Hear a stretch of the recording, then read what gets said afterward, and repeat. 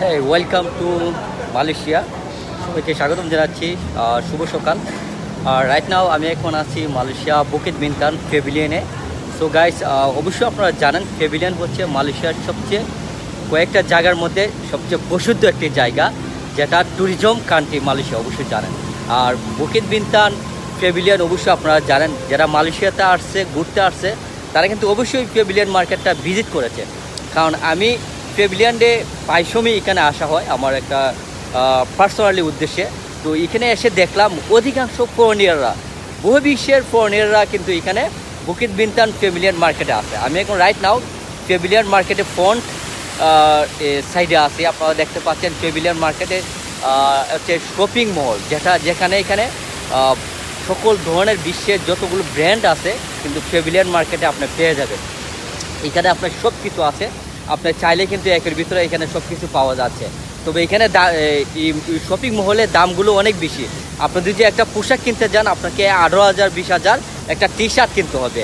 আর দামি দামি ওয়াচ ঘড়ি, যেগুলো আমরা অবশ্যই জানি, যেগুলো রোলেক্স, ওমেগা, কতগুলো দামি ব্র্যান্ডের, অবশ্যই আপনারা মোবাইলে দেখে ফেলছেন বা মোবাইলে দেখছেন যে কতগুলো ওয়াচগুলো কিন্তু পাওয়া যাচ্ছে এই যে আপনার প্যাভিলিয়ন মার্কেটে। যে এই জায়গাটা হচ্ছে এত একটা জনপ্রিয়, যেখানে দর্শনার্থীরা এখানে কিন্তু ছবি তোলার জন্য, টিকটক করার জন্য খুব একটা প্রসিদ্ধ। এই যে আমার পিছনে দেখতে পাচ্ছেন দুজন মেবি কাপল হবে, ঠিক আছে। তো এই জায়গাটা অনেক সুন্দর, কারণ এই জায়গাটা হচ্ছে দর্শনার্থীর জন্য সুন্দর একটা মনোরকম পরিবেশ, একটা জায়গা। চতুর্দিকে উঁচু উঁচু বড় বড় বিল্ডিং আপনারা দেখতে পাচ্ছেন, যে এদিকে হচ্ছে হোটেল, এদিকে হচ্ছে হোটেল, আমার বিহাইন্ডে হচ্ছে হোটেল। তো এই জন্য এই জায়গাটা এত প্রসিদ্ধ। আর এই জায়গাটায় খুবই একটা জনপ্রিয় জায়গা, যেটা KLCC nearby Bukit Bintang. এই যে প্যাভিলিয়ন আর্টিস্ট করা রয়েছে, প্যাভিলিয়ন কুয়ালালামপুর, ঠিক আছে। তো যাই হোক, আজকে শুধু একটু ইন্ট্রোডাকশন দিলাম যে আপনারা যারা যারা মালয়েশিয়া ঘুরতে আসবেন অবশ্যই প্যাভিলিয়ন মার্কেটে আসবেন। বুকিত বিনতান নিয়ার বাইয়েই আপনারা কিন্তু আসলেই 5 থেকে 6 মিনিট হাঁটলে কিন্তু আপনার প্যাভিলিয়নে আসতে পারবেন। জায়গাটা খুবই সুন্দর। মালয়েশিয়া একটা ট্যুরিজম কান্ট্রি, সাজানো গোছানো একটি শহর। এই শহরটা ঘুরলে আপনি অনেক কিছু জানতে পারবেন, যে এখানে মানুষ এক্সপ্লোর করলে যে মানুষের জ্ঞান ইনক্রিজ হয়, এটা খুবই হনেস্ট।